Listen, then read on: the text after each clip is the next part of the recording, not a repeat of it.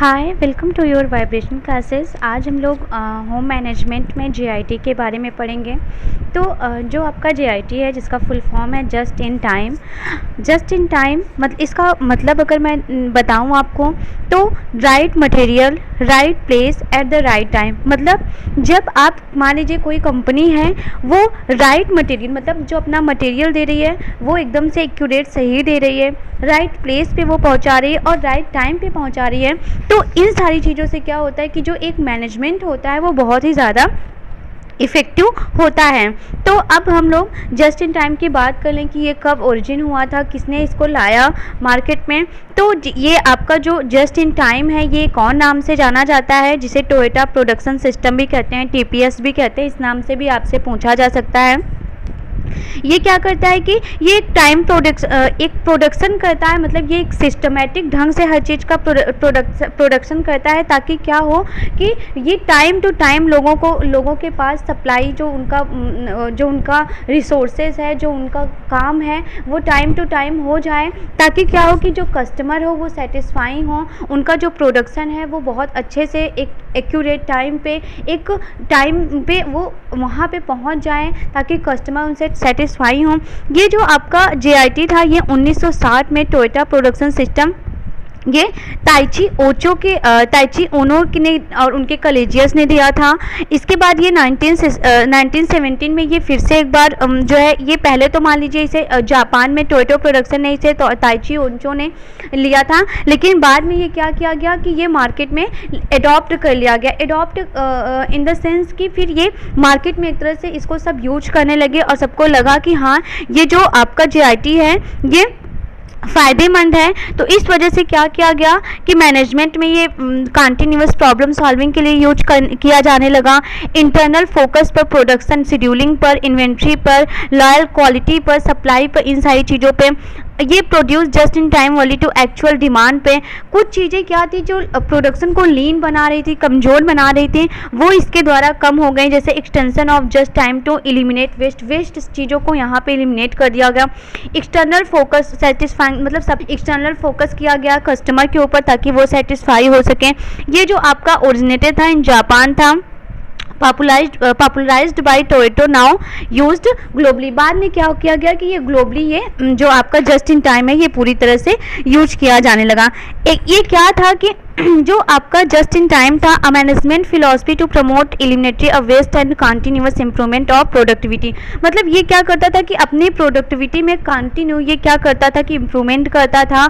ये उसमें जो वेस्ट चीज़ें होती थी, जैसे मान लीजिए कि अगर कोई कंपनी है वो किसी प्रोडक्ट को बना रही है, तो उसमें वो इस चीज़ का ध्यान रखती थी कि उसका जो प्रोडक्ट हो वो राइट टाइम पे बने। जब कस्टमर की डिमांड है तब वो उसे तैयार मिले, और जब कस्टमर उसे, जैसे मान लीजिए कि आपने कॉल किया, आपने ऑनलाइन खाना ऑर्डर किया, तो आप जब ऑनलाइन ऑर्डर करते हैं तो वहाँ पर उन लोगों की क्या प्रॉबिलिटी रहती है, ज़्यादा से ज़्यादा वो सोचते हैं कि आपने फ़ोन किया एट टू टाइम, वो आपको क्या करें कि राइट मटेरियल और जो खाना पहुँचा रहे हैं वो खाना बहुत ही अच्छा होना चाहिए, ताकि आप उससे सेटिस्फाई हों और बाद में फिर आप रिस्पॉन्स के तौर पे फिर वहाँ पे ऑर्डर करें। तो वो क्या होता है कि एक राइट मटेरियल देते हैं, वो फिर वो राइट प्लेस पे, मतलब टाइम पे आपने जब कहा है, आपने आधे घंटे में ऑर्डर आपके पास आ जाना चाहिए, तो वो आधे घंटे में आ जाएगा और एट द राइट टाइम वहाँ पे वो पहुँच जाता है। तो ये क्या है, ये जस्ट इन टाइम है। हम कुछ जस्ट इन टाइम में देख लेते हैं कि इनकी जस्ट इन टाइम में मैन्युफैक्चरिंग पे ध्यान दिया जाता है, स्टॉकलेस प्रोडक्शन। यहाँ पे मैं आपको बता दूं कि जो जस्ट इन टाइम में होता है वहाँ पे स्टोरेज नहीं किया जाता है। वो क्या करते हैं कि मटेरियल बनता है और उसके तुरंत बाद उसकी सप्लाई करते हैं, यहाँ पे स्टोरेज नहीं होता। ये आपकी एक खासियत है जस्ट इन टाइम की, और ये आपके एग्जाम में पूछा भी गया था। क्वेश्चन इस तरह से फ्रेम हुआ था कि इसमें कौन सा जो है मैनेजमेंट है जो क्या करता है कि स्टोरेज नहीं करता। तो वहाँ पर आपका टीक्यूम था, जस्ट इन टाइम था और सारे ऑप्शंस थे भी। तो इसमें आपका जस्ट इन टाइम जो होता है वो क्या करता है, स्टॉकलेस प्रोडक्शन, वो प्रोडक्शन को स्टॉक नहीं करता है। टोयोटा प्रोडक्शन सिस्टम है जो इसका, और लीन मैन्युफैक्चरिंग, मतलब ये क्या करता है कि जो लीन चीज़ें हैं, वहाँ पे जो कमज़ोर चीज़ें हैं, जो वेस्टेज चीज़ें हैं, उनको वो क्या करता है कि हटाता है। अब हम देखेंगे कि मेन एलिमेंट ऑफ क्या है, इनके एलिमेंट्स क्या हैं। तो सबसे पहले क्या है कि हम एलिमिनेशन करते हैं वेस्ट चीज़ों का। हम जो भी हमारे प्रोडक्शन में जो कमियां हैं उनको हम सबसे पहले दूर करते हैं। फिर क्वालिटी एट द सोर्स क्या करते हैं कि हम अपने प्रोडक्टिविटी में, अपने प्रोडक्शन में जो हमारा रिसोर्सेज है, जो हमारा सोर्सेज है, उसको क्या करते हैं कि उसकी क्वालिटी मेंटेन रखते हैं और दिन ब दिन उस क्वालिटी को बढ़ाते चले जाते हैं। Balanced and flexible work flow, जो एक कार्य करने की जो कस्टमर, जो आपके यहाँ जो वर्कर हैं, उनके कार्य करने की जो शैली है, जो फ्लुएंसी है, उनको हम क्या हमेशा हम उनको मोटिवेट करते रहते हैं ताकि वो अच्छे से अच्छा काम करें, वो कंपनी के लिए 100% दे। देन आपका आता है रिस्पेक्ट फॉर पीपल। हम एक कस्टमर, देखिए आप अगर मार्केटिंग में हैं तो आपको क्या करना चाहिए, आपका बिहेवियर, मैंने आपको पहले भी बताया था कि बिहेवियर आपका बहुत ज़्यादा मायने रखता है, क्योंकि आप जब मार्केट में जाते हैं, लोगों से इंटरेक्ट होते हैं, तो वहाँ पर आपका बिहेवियर बहुत ही ज़्यादा आपके लिए हेल्पफुल होता है आपके ग्रोथ में। तो रिस्पेक्ट फॉर पीपल, आप पीपल से अच्छे से बात करेंगे, उनसे अच्छे से ट्रीट करेंगे। कंटिन्यूअस इंप्रूवमेंट, देखिए हमेशा क्या होता है कि लगातार इंप्रूवमेंट किसी भी कंपनी को, किसी भी आपकी एजुकेशन को भी, अगर आप दिन ब दिन, आप मान लीजिए आपका कोई चीज़ है, फॉर एग्जाम्पल मैं अपने ले लूँ तो मेरी मैथ बहुत वीक है, तो मैं क्या करूँगी कि मैं अपनी मैथ को स्ट्रांग बनाने के लिए दिन ब दिन उसको पढ़ूंगी, दिन ब दिन प्रैक्टिस करूँगी, दिन ब दिन समझूंगी। तो ये सारी चीज़। फिर सिंप्लीफिकेशन एंड विजुअल कंट्रोल होता है। फोकस ऑन कस्टमर नीड्स होता है, जैसे कि मैंने बताया satisfaction most important for the company. And then आपका partnership with the key suppliers, तो ये सारी चीज़ें होती हैं। अब आपका क्या आता है कि द 7 वेस्ट, आपके JIT में जस्ट इन टाइम में क्या होता है कि 7 वेस्ट चीज़ें होती हैं। कहीं कहीं पे ये आपको 8 भी मिल सकती हैं, तो यहाँ पे मैंने 7 है, इसके नेक्स्ट स्लाइड में मैंने 8 भी आपको प्रोवाइड कर दिया, आप चाहे तो नोट डाउन कर सकते हैं। सबसे पहले इसमें है कि वेस्ट ऑफ ओवर प्रोडक्शन, जितनी भी आपके ओवर प्रोडक्शन, क्योंकि आप क्या है कि जैसे मान लीजिए कुछ भी भंडारण में आपने सारी चीज़ों को भंडारण कर दिया, अब वहाँ पे क्या होगा कि कंफ्यूजन होगा कि कौन सी चीज़ें यूज होंगी। तो ऐसी चीज़ों को आप ऐसी चीज़ों को आप प्रोडक्शन करिए जो आपके लिए हेल्पफुल हो। और वेस्ट ऑफ वेटिंग, आप क्या करते हैं कि ये 7 वेस्ट हैं, आप देख लीजिए। फिर है वेस्ट ऑफ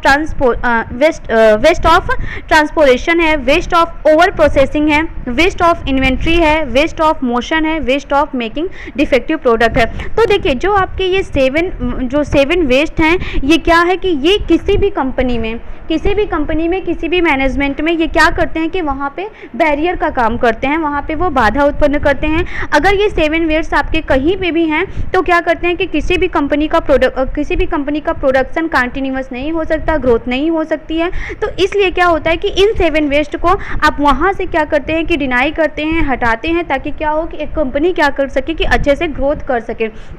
इसलिए क्या कहा गया कि जो JIT थे, और इसीलिए ये जो आपका JIT है ये इतना ज़्यादा हेल्पफुल है कि इसे ग्लोबली क्या किया गया कि कंपनियों ने इसे, जो ग्लोबली इसे क्या किया गया कि अडॉप्ट किया गया, और सारी कंपनियों ने इसको अपने ऊपर अप्लाई किया। फॉर किस लिए, अपनी कंपनी की ग्रोथ के लिए। तो ये 7 वेस्ट क्या होते हैं कि किसी भी कंपनी की गुणवत्ता, अगर हट गए किसी भी कंपनी से, तो ये क्या करते हैं उसकी गुणवत्ता को बढ़ाते हैं, और जो कंपनी होती है वो डे बाय डे क्या करती है, ग्रोथ करती हैं। यहाँ पे मैंने जैसा कि मैंने बताया कि 7 वेस्ट के बारे में बताया, यहाँ पे 8-7 है जो कि आपका ट्रांसपोर्ट है, इन्वेंट्री है, आप इसे पढ़ लीजिएगा। यहाँ पे मोशन है। फिर आपका एक और यहाँ पे थ्योरी थी पुश वर्सेस पुल। अब यहाँ पे जो पुश वर्सेस पुल था, वहाँ पे क्या था कि एक आप देखिए दो लोग हैं, एक make all we can just in case, मतलब एक क्या कर रहा है कि एक साथ इतनी सारी चीज़ों को कर रहा है। जैसे कि मैंने आपको यहाँ पे बताया कि आप क्या करते हैं कि ओवर प्रोडक्शन कर लेते हैं। जहाँ पे आप ओवर प्रोडक्शन करते हैं वहाँ पे क्या करते हैं कि आपका ग्रोथ अच्छे से नहीं हो पाता। देन आप क्या करते हैं कि पुल करते हैं, मेक व्हाट नीडेड व्हेन। लेकिन दूसरी जगह आप क्या करें कि ओवर प्रोडक्शन करें, और दूसरी जगह पे आप क्या करें कि जितने की हमें आवश्यकता है हम उतने ही चीज़ों को यूज करेंगे। तो यहाँ पे देखिए जो आपका ज़्यादा से ज़्यादा पुश है, आप क्या कर रहे हैं कि प्रोडक्शन को बहुत ज़्यादा ले रहे हैं। फिर क्या कर रहे हैं, एंटिसिपेटेड यूजर्स कर रहे हैं, लार्ज लॉट्स है, हाई इन्वेंशन है, वेस्ट है, मैनेजमेंट बाय फायर लाइटिंग है, पुअर कम्युनिकेशन है। तो जब यहाँ पे किसी भी चीज़ में देखिए, अगर मान लीजिए कोई कंपनी है वो ज़्यादा से ज़्यादा प्रोडक्शन कर रही है, तो ऐसे में क्या है कि वो अपने प्रोडक्शन पे ही, अपने प्रोडक्टिविटी पे ही ध्यान दे पा रही है, ना तो वो अपने कस्टमर को सेटिस्फाई कर पा रही है, ना वो उसके यहाँ जो एम्प्लॉयर हैं उनको मोटिवेट कर पा रही है, ना उनके कार्य की गुणवत्ता को देख पा रही है। तो इसलिए क्या होता है कि जो ये आपका पुश होता है ये क्या करता है कि एक बैरियर का काम कर रहा है किसी भी मैनेजमेंट के। अदरवाइज यहाँ पे जो आपका पुल होता है वो क्या करता है कि वो आपका प्रोडक्शन प्रिसीजन होता है, एक्चुअल कंजप्शन होता है। आप आसानी से क्या करते हैं कि चीज़ों को ले सकते हैं। अगर आपके पास कम प्रोडक्शन है और क्वालिटी प्रोडक्शन है, मेन ये चीज़ है कि आपके पास कितनी ज़्यादा क्वालिटी प्रोडक्शन है।